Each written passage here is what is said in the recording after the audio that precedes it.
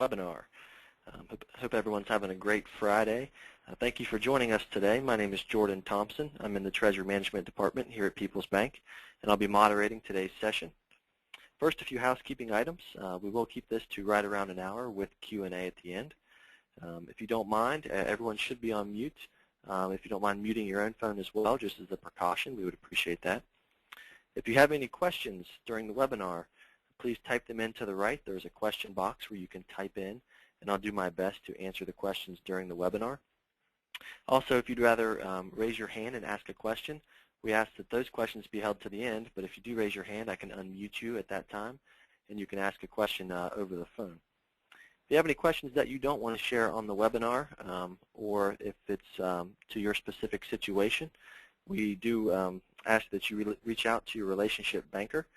And we also have a line set up. It's our Business Support Center, and it's 1-800-374-6123, option 6. This number will be available later in the presentation, and it's also on the back of your welcome packet that you may have received in the mail. Our Business Support Center also has an email if you prefer to email. It's business_support_center@pbo.com. Next, I would like to introduce Ed Riley. Ed is Executive Vice President and Regional President for the West Region. Ed? Thank you, Jordan. Welcome to today's webinar. The purpose of the webinar is to orient you to our business banking online product and to ensure that you transition smoothly to People's online banking. Our goal is to make your transition to People's as seamless and transparent as possible. We're proud of our suite of electronic banking products and services. In fact, we have all the products and capabilities of our large regional and national competitors, and we're competitively advantaged over most of our community bank peers. We're excited to be part of your communities, and we appreciate and value the business we do together today, and we look forward to expanding our relationships as opportunities arise. Finally, we want to thank you for the confidence that you display in National Bank and Trust and in People's by choosing to bank with us, and I commit to you that we will work hard day in and day out to make this transition as smooth as possible for each of you. Thank you very much. Thank you, Ed. I'd like to introduce our speaker for today's session. Our speaker is Sandy DeLong. She is Vice President of Treasury Management and Public Funds here at People's Bank. She has over 25 years of banking experience, 17 of those years being in Treasury Management here at People's Bank. She's an AAP, which is an accredited ACH professional, and she also works with companies to help improve their cash flow, control disbursements, and she just helps with the overall management of the client's working capital. Sandy? Thank you, Ed, and thank you, Jordan. And welcome. We're really excited to have you as customers. Today I want to talk about the conversion update, show you a product demo, and then we'll go over questions and answers at the end. So let's talk today about when the conversion will happen for you. The conversion will be March 9th, 2015. There's phase 1 starting February 2nd through March 9th. You should have received a welcome packet in the week of February 2nd.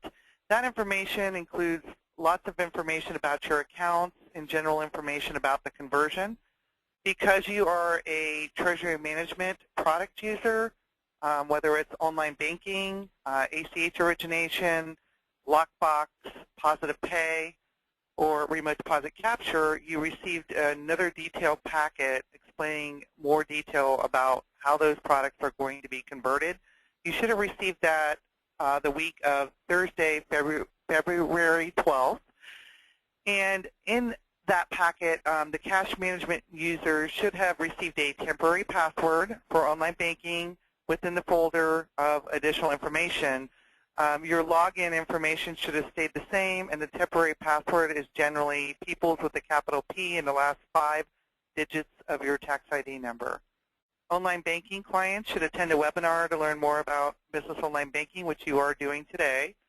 And then phase 2 and beyond, March 9th and beyond, all clients will be using People's Online Banking, and the existing National Bank and Trust online banking site will be disabled.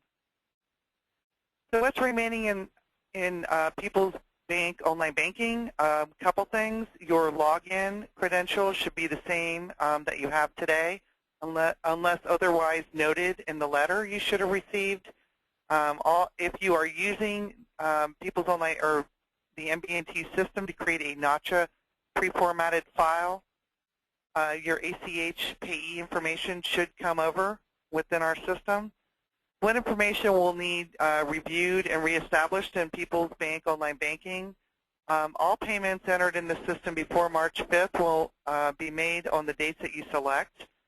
All bill payment clients should keep a record of their current payee list as well as their history. Although that should come over, we still encourage you as a client to print out a copy of your history for your records, as well as the history in the MB&T online banking system for your accounts. That will not convert over to People's Bank.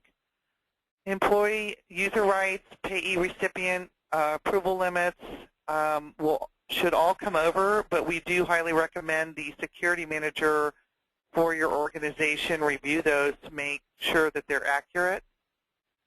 Your password will change, like I mentioned before. You will receive the temporary password. And we have transferred as much information as possible from the old system to the new, so please review your user rights and modify as appropriate. So how do I prepare for the change in addition to attending this training? The good news is you can review the Business Online Banking User Guide.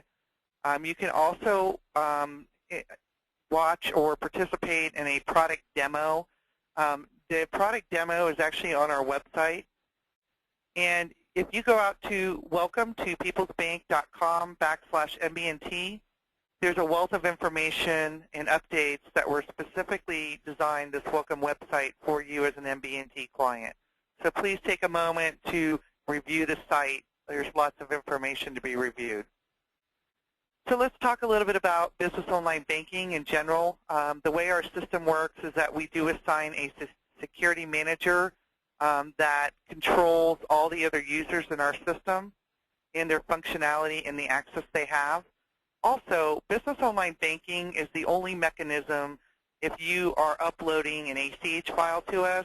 This is the mechanism we use to originate ACH. So let's get into the look of our product and the navigation features that are available to you. This is a sample of our website.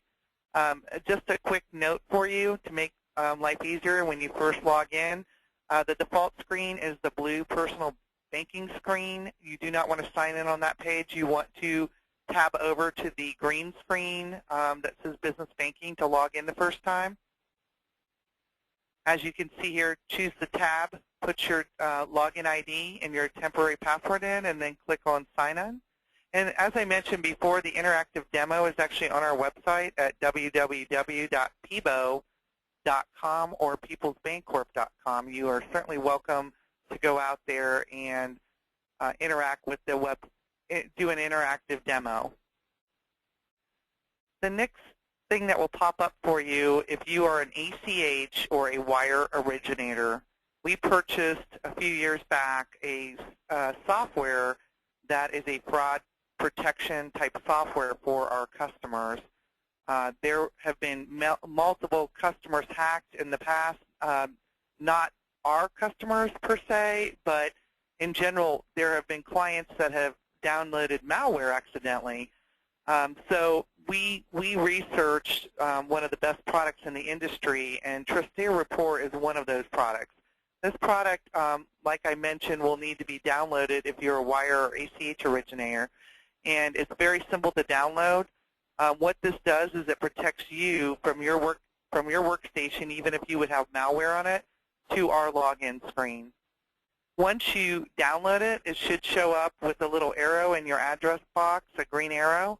You'll know that it's been downloaded properly, and then you will need to protect our login. You can use this software to protect other logins of confidential information if you log in somewhere else too.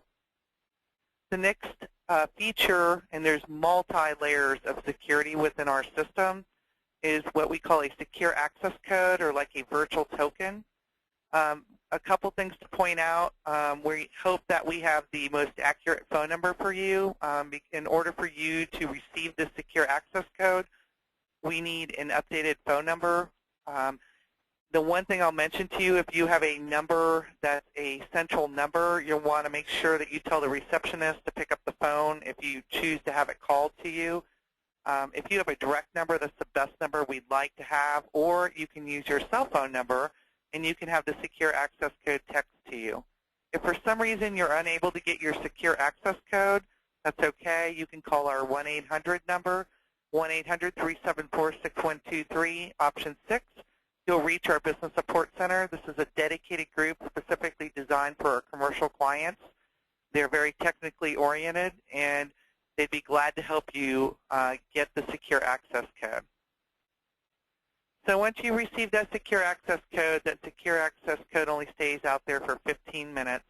For some reason you get interrupted, you can go back to the previous screen and request another secure access code. You would want to then hit Submit. The terms and conditions will come up the first time you log in. You'll want to review those and then accept the terms and conditions. The next screen will be to complete and update your profile. It should pre-fill a lot of your information in already, but if you'll want to make sure that you complete anything that has asterisks that does not have the information preloaded. Once you update your profile, and you might want to put under home phone number a cell phone number, and then click on Submit. Once you complete the profile, the password page will pop up, and you'll need to put your old password in, or your temporary password, and then choose a new password. The new password must be at least 8 characters long and no longer than 16. Have one number and an uppercase character in the password. So you'll only have to do that, should only have to do that one time. Once you log in, you'll come to our overview screen or our dashboard, and this is kind of gives you an example of what it might look like for you. You are able to double-click on any of the accounts, and it should take you directly to the history. And as you can see, the way our online banking is organized, there are tabs at the top with accounts, transactions, commercial, service, preferences, and you'll drop down. And we're going to go individually through each one to show you what's available under each tab. The next thing you'll notice is a messaging spot. If you change your password, it's going to notify you. Also, you have the ability to communicate securely with our Business Support Center that I mentioned earlier. You can send messages back and forth between our Business Support Center with any questions you may have. So let's talk about the Account tab. You just saw the Overview screen, a sample of the Overview screen. You can also access the History screen and an online activity log, which is going to be very beneficial for the ACH and wire and transfer clients. And you can also access your e-statement. Many of you are already enrolled in e-statements. When the first bank statement cuts for People's Bank, you should automatically be enrolled and be able to drop down and look at your bank statement. You also, if you aren't currently an e-statement customer, will go through the enrollment process for that. So let's look at the overview screen one more time. You'll see to the right here, there's like a lightning bolt or flame. Those are quick action transactions, so you can go to history from here, do an account inquiry, or look at details, and you can do a same-day transfer up till 8 o'clock from your People's Bank account to another People's Bank account. The account history screen, doesn't matter how you get to it, this is what it looks like. It gives you information about the balances in your account, interest rate. You can look down at the bottom, and that's where your transactional history is. If you see a magnifying glass, that generally means there's an image associated with that particular transaction. We do provide check images for online banking and also deposit ticket images.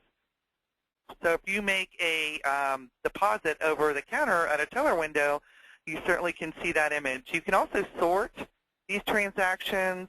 by clicking on debit, for example. It'll pull all the debits up top. You can also sort by clicking on credit. It will sort all the credits at top. And then with the history, you can also do quick searches. So you can look for a single check that you're looking for, a date range, and all these different types of search criteria. Once you pull up, for example, a date range, then you have the ability also to export any of the history out into either a CSV format, an Excel spreadsheet, Microsoft Office, Quicken, or QuickBooks. The next tab down would have been the online activity log. This log is really important if you make transfers, you do ACH origination, or any wire activity. As you can see in this particular log, drafted means that you have drafted the transaction, whether it's an internal transfer or payroll. You can double-click on this. It'll give you a lot of detail about what's in that particular payroll. And if your company has dual control set up, and we do highly recommend dual control if you have enough staff, for somebody to draft it and then somebody else to authorize it, this is where the approvers would actually come out to authorize the transaction. You can drop down and choose all, and you can see any type of transaction, and it keeps a running log of the transactions that you've done over several months. As you can see, if you had the draft mode, you could then go in and click Approve. Our system is set up. There's a two-step process. Whether you are approved to do draft and authorize, you still want to make sure that you draft it, which is when you click on Submit, and then you don't forget to click on Approve.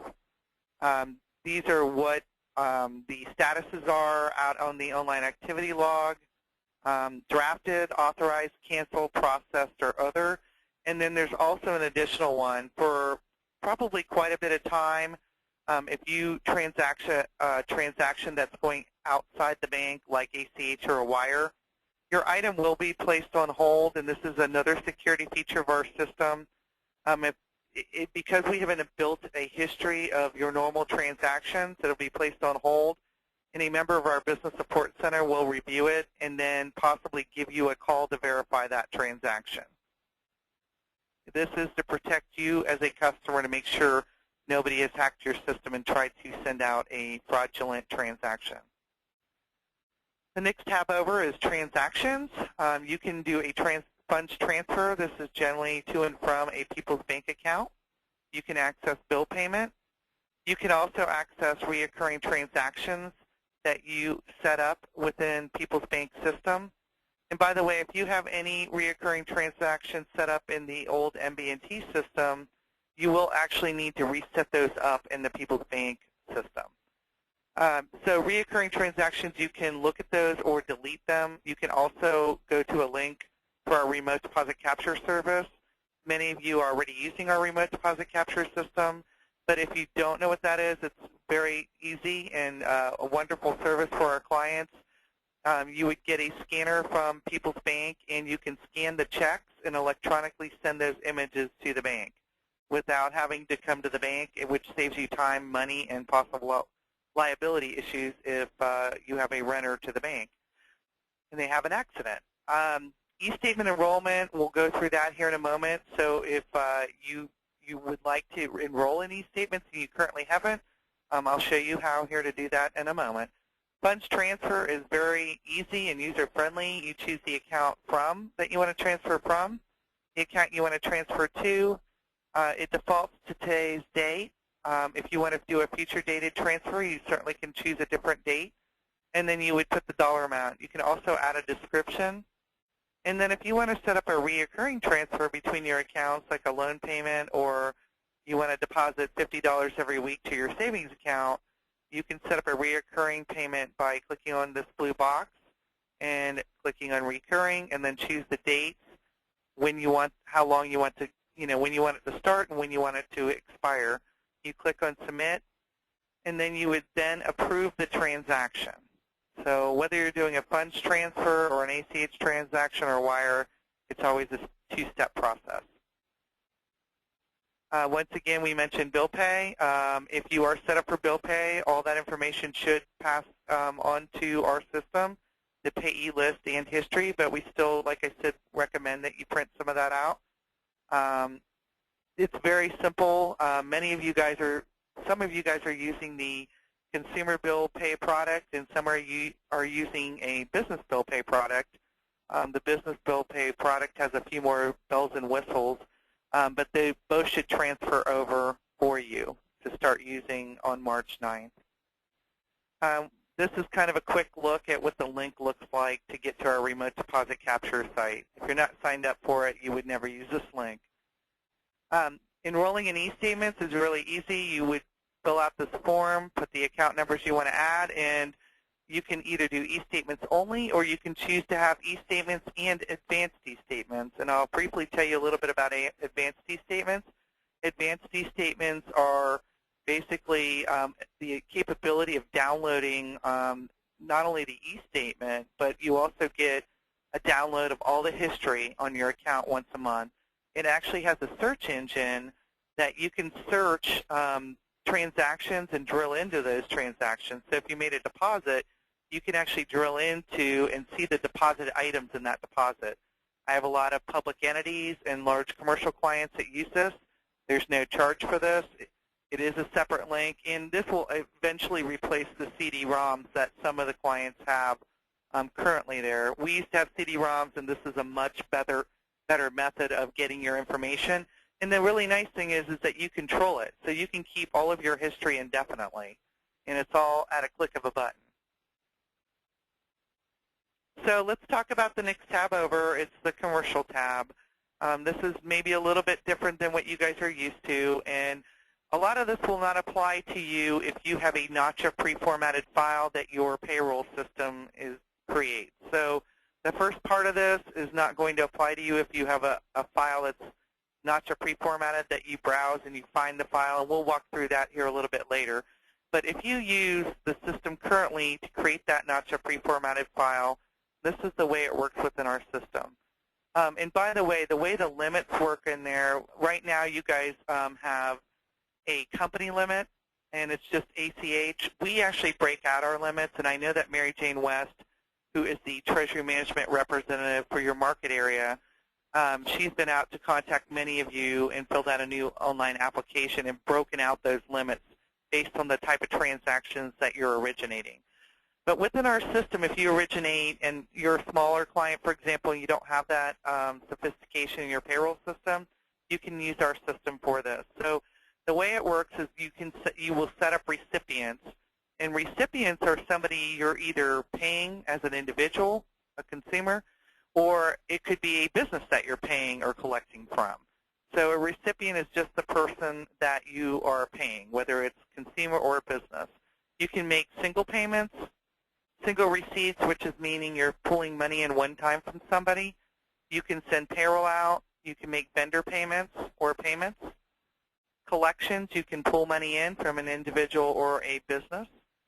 You can send domestic wires, international wires, and you can make federal or state tax payments. So let's talk about and show you a little bit about how you create those recipients and master list here. So as you can see, there's some out here, recipients that have been set up. If, for example, Michael Jackson no longer works at your business, you can highlight him in X, and it will delete him from the recipient list. But in order to add a new recipient, say you have a new employee or you want to add a new vendor to pay, certainly you come out to add recipient. You would put the name of the business or the employee, for example, Jane Doe. If you want to put that in the alphabetical order on their display name, you would put Doe, Jane. If it's an international wire that you're sending, you want to check off this box. You are not required to put the address in. And the other nice feature is these email notifications. If you gather the email addresses from either the company or the individuals, you can send them a notification that that transaction has been originated.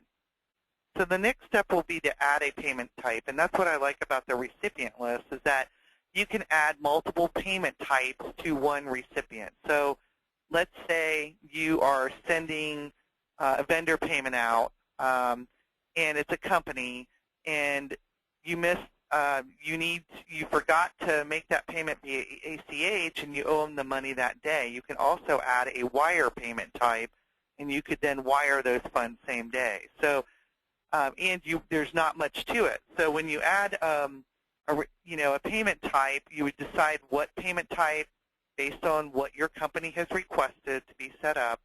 You'd add a payment type, choose the type of payment. This is an example of a single payment.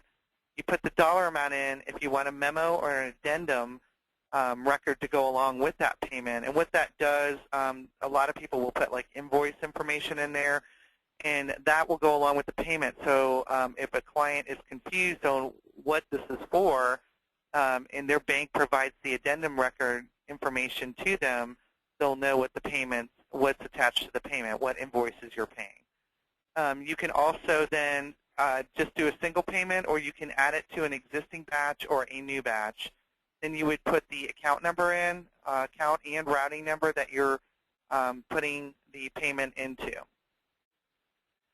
This is an example of payroll, and you'll notice a lot of these are very similar. You would basically take the recipient, add a payroll payment type. If you are using this for payroll, I would leave this blank unless you're paying somebody the same dollar amount every single time. You can put a memo in here if you want, and then I highly recommend that you add everybody in one batch. If you pay them at the same time, it's much more cost-effective to do that. So you'd add them to either an existing or create a new batch if it's a whole new payroll you're setting up. And the next step is then to put the employee's account number information in. The nice thing about our system is that you can actually split deposit, and you can have one deposit go into one bank and then send, for example, a set dollar amount, like $50, to another financial institution. As you can see with payments and collections, it's very similar. You'll just choose the payment type that you want to add. I would leave this 0. You can put a memo field, add it to an existing batch, and then either use an existing account number that's out there for the recipient or add a new account number. Same thing for collections. That's where you're pulling money in. And a lot of, for example, fitness clubs, YMCA, that type of customer would put in an ACH collection, and the dollar amount generally stays the same, so I would go ahead and pre-fill that because that will save you time when you go to submit the batch. You'll choose an existing batch name or create a new one, and then you'll add their routing and account number information. And same thing with wires. You could set up a recipient to a payment type wire. If it's an international wire, there's a little more information that you'll want to provide, like possibly the SWIFT transfer number, and it may request a little more information for international wire. And then click on Submit. So once you do this and you've got this all set up, you basically have your batch and template set up. So you would go out to Commercial, drop down on the payment type you want to make.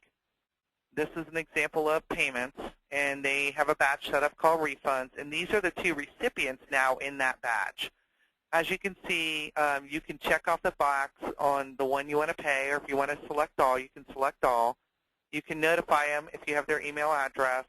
It will actually give you a total of how many people are in that batch or template and the dollar amount.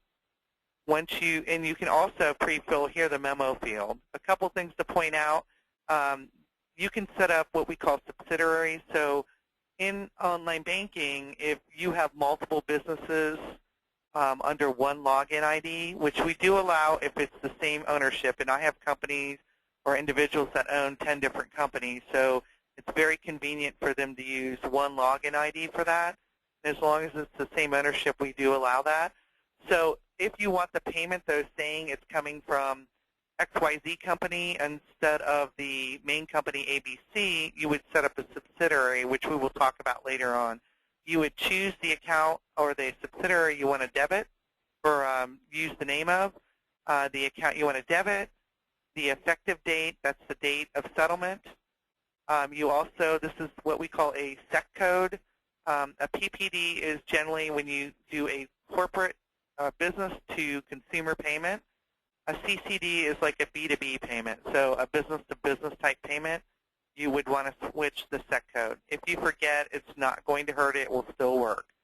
One of the things I wanted to mention, though, is that we highly recommend for payroll you send a 2-day file. ACH is always next day availability. But if you have a problem with your payroll and you come down to our cutoff, and our cutoff is 3 o'clock, your people could miss their payroll. So we do highly recommend if your payroll, for example, is on Friday, we recommend it 2 business days, which would be on Wednesday, for example. The next thing you would do is click on Submit. The next screen pops up automatically for you, and this is where that's that 2-step process. It will give you detailed information of what's in that batch, and then you would want to approve, cancel. I don't know why you would use copy right here at this point, or you can print this report, but you're going to want to approve it. And then a few things. This is where I mentioned before, there for a while, for quite a while, your transaction will most likely be placed on hold until it builds up enough history. And if you ever add a new recipient, it will generally be placed on hold. It's to protect you. And our Business Support Center will review and may possibly call you to verify the transaction. Our cutoff times for ACH are 3 o'clock. Our wire cutoff time is 2:30. Dual control is available. We can even do it at the company level so that you could set it up where whoever can draft it, but somebody else has to approve it. Or you can set it up, and I'll show you in a minute, that you can do it yourself where you have specific people that just draft and specific people that just approve. So I will show you that here in a few slides. So the statuses are approve, draft, cancel, and of course there's a help screen that has our user manual on every single screen. You can also, this is the part that's probably going to be important to many of you. Most of you guys actually have a Notcha pre-formatted file, and all you're simply doing is uploading it to the bank. So a couple things. You would basically come out to the payroll module under commercial. You would browse. You would find the file in your directory like you probably do now once you've created it. Then you would basically hit submit. It's going to pop up, and it's going to give you detail of what's in that batch. Then you would click on approve. That's how easy it is to submit a payroll through us. The only thing you might have to do is use our ACH setup form that will update the routing and account number, or not the account information, but the bank information before or after March 9th. Domestic and international wires, like we talked about previously, once you set up a wire, you can save that template. So you no longer have to enter everything in every single time. All you can put a description or an invoice number or a message to the beneficiary. You can choose the date you want to pay it and the dollar amount, and then hit submit. Once in a while, you'll have intermediate financial institutions involved. You check this box off, and you would put additional information in. We did talk that you can make tax payments. Just a couple things on that.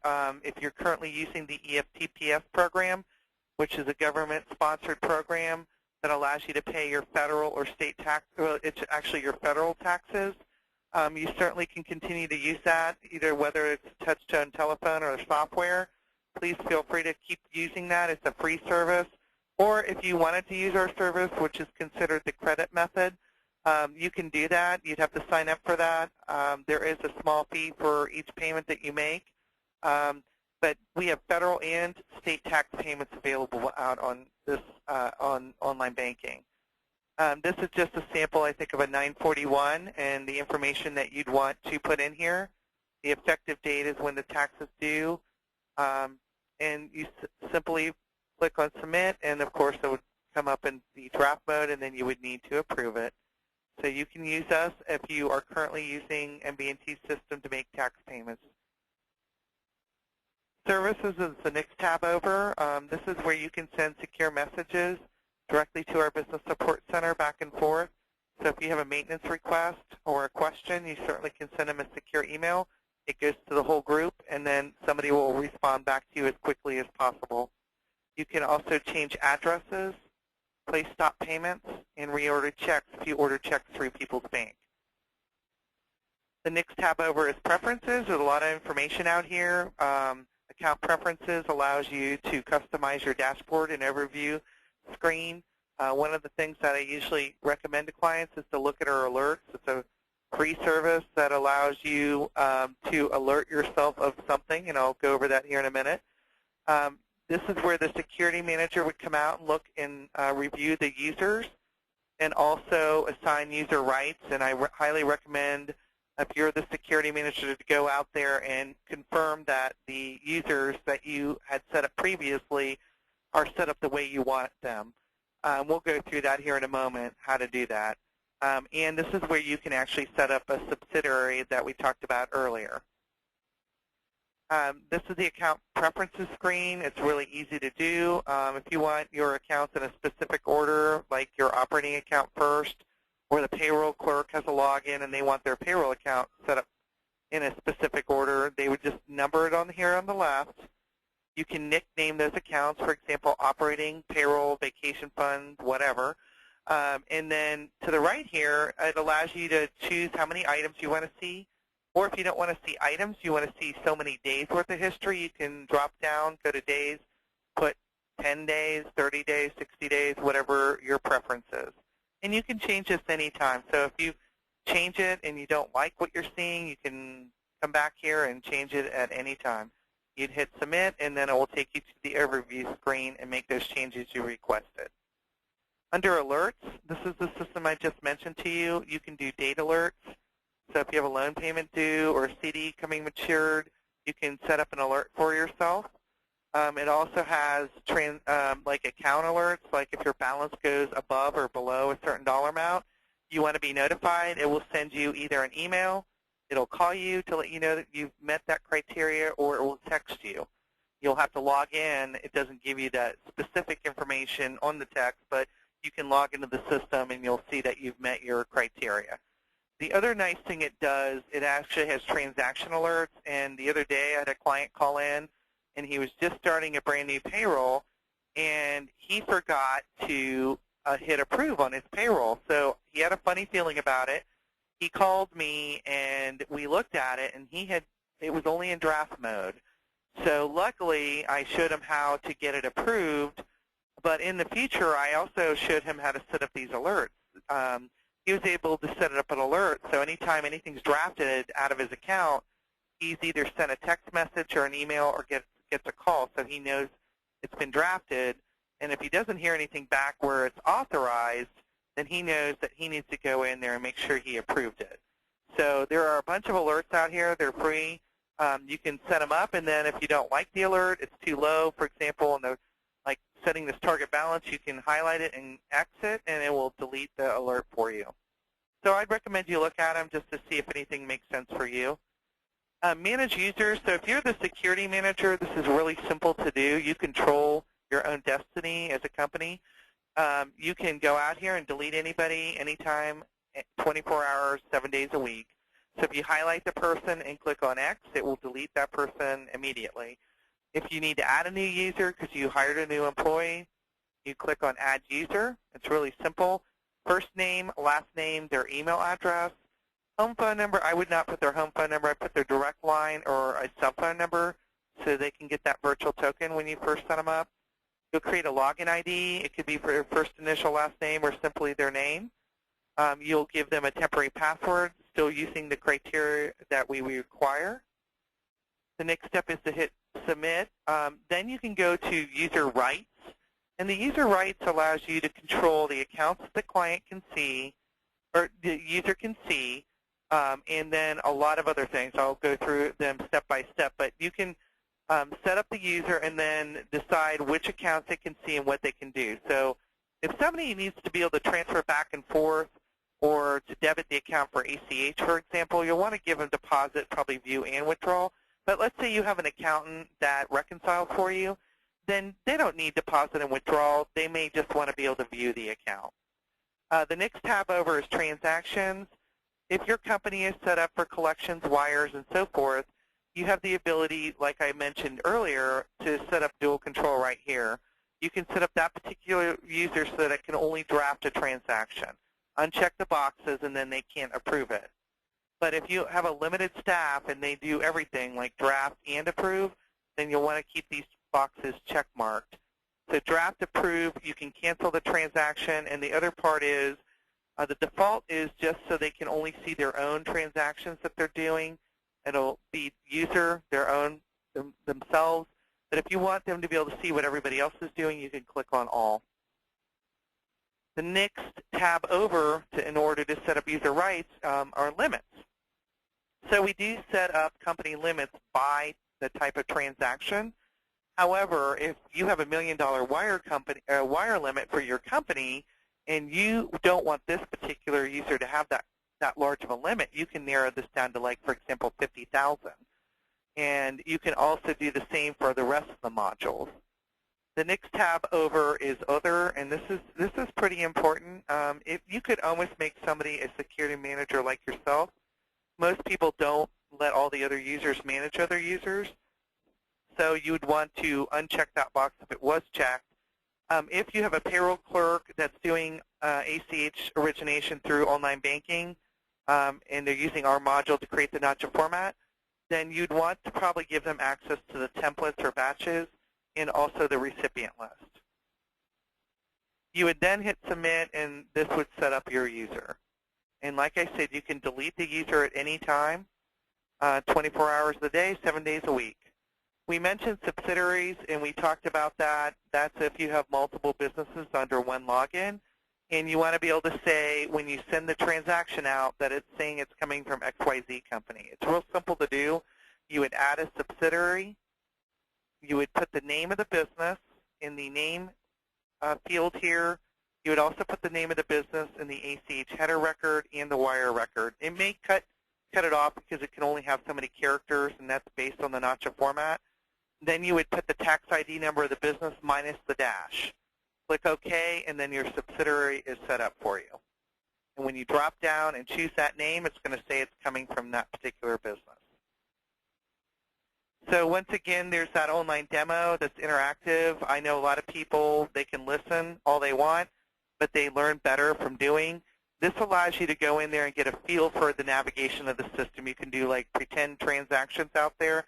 I'd recommend you go out to that site and kind of take a look at it, and you'll get familiar with it before March 9th. Once again, there's multi-layers of authentication in our system. You have Trustee Rapport that secures your login to our computer. You have the Secure Virtual Token that's for any advanced ACH or wire user. And then you also have the risk factors where we are watching behind the scenes the types of transactions that are going to your accounts. And that's where we place that hold if there's anything out of the ordinary. Until you build that history, once again, you'll have that transaction placed in hold. And that is to protect your business. You can add users if you're the security manager. You control your own destiny with your users and the access that they have to your accounts and the functionality they have. Real simple to update or upload a file, a pre-formatted file. It's very easy, as you saw. You basically go out to the tab, attach the file, and then submit and approve the file. Tax payments are available, federal and state, and you also will have access to bill pay if you're already set up. Positive pay is something we didn't talk about, but it's integrated within people's online banking. And just a real quick summary on what positive pay is. It's a fraud protection product. We highly recommend it. Many public funds use it and commercial clients because the fraudsters have realized that that's where a lot of the money sits, is with large commercial clients and public funds, so they're going after those type of organizations. This allows you to do ACH filters and blocks. It also has the ability, if you upload your check issue file to us, it will check against the clearing file and let you know if there was a check that was never issued that's trying to clear, the dollar amount's different, it's stale dated, and you have up until it will send an exception email for any exception like that to a group of your staff at your organization. They will have up until 10 o'clock that day then the decision whether to return or to pay those items.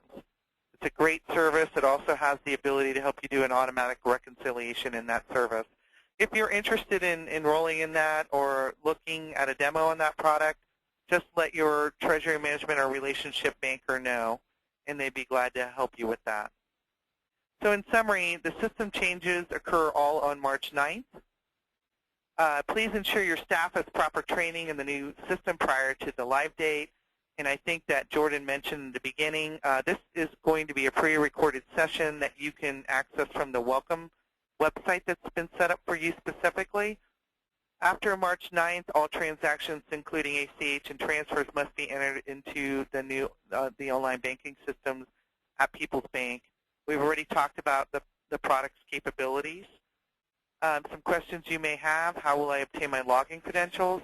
Hopefully by now you've received that additional mailer detailing your login ID, which should remain the same unless otherwise noted, and your temporary password. If you have not, please reach out to either our Business Support Center at 800-374-6123, option 6, or your relationship banker or your treasury management representative. Will I need a secure access code to confirm my identity when I log in? Only the ACH and wire type clients will need that secure access code. The basic users will not be required to have that secure access code. Your payee list for bill pay should all transfer over, but like we said, please maybe print out your list and your history beforehand, and along with maybe your history from online banking for your accounts. When should I send a payroll in for processing? We highly recommend 2 days. It's not required because ACH is next day. However, we do recommend you do that just in case there's an issue. You have 1 day to correct it. Will my routing number need to be changed for payroll processing? Yes. You will need to update your routing number with the People's routing number in your payroll software. I know that Mary Jane West, the Treasury Management Rep, has given out a lot of ACH, like a one-page document to help you through that process. Will I be able to view my past statements from People's online banking system? No. Your past statements will not be transferred. You should be getting either a paper copy, or I would recommend you print or download those to your computer for your records. What if I have a reoccurring payment or future dated payment or collection set up? You will actually have to reestablish those if you had those set up previously in MB&T's online banking system. So what's the last date that I can use my National Bank and Trust and bill pay service? Starting on March 5th, no payee information may be added to your bill pay account, and no payments may be scheduled. So all payments entered in the system before March 5th will be made on the dates you select. But starting at 5 also on Friday, March 6th, access to business online banking and bill pay will be unavailable till Monday, March 9th. So on March 9th, you may begin using People's online banking product and bill pay service on our website, which is peoplesbancorp.com or pbo.com.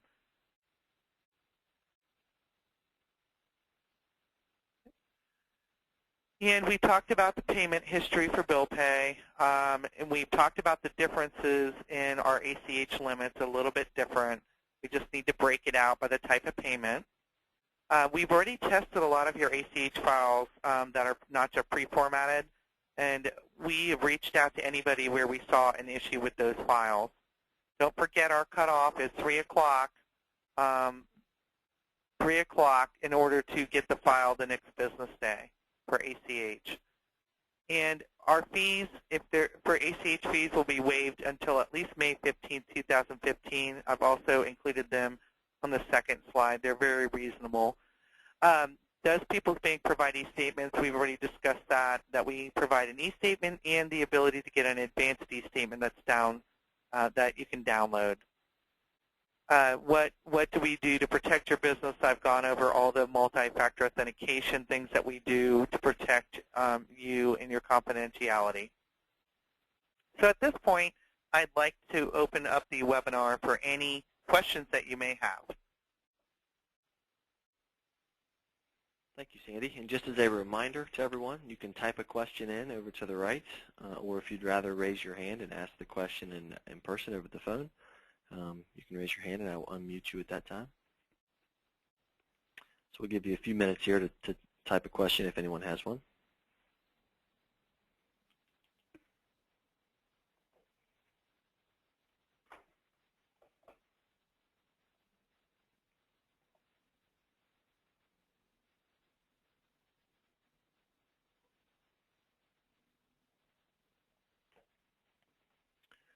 You'll notice Sandy put up the final slide, which is just a reminder of if you have questions to contact any relationship banker you may have, or if you'd rather just call our business support team directly, it's 1-800-374-6123, and that's option 6. And then also I'd like to give you a reminder that our welcome website is www.welcometopeoplesbank.com/NBNT. That website has good information such as the welcome guide, some demos, and then the presentations, both the recorded version and the slides will be out there next week.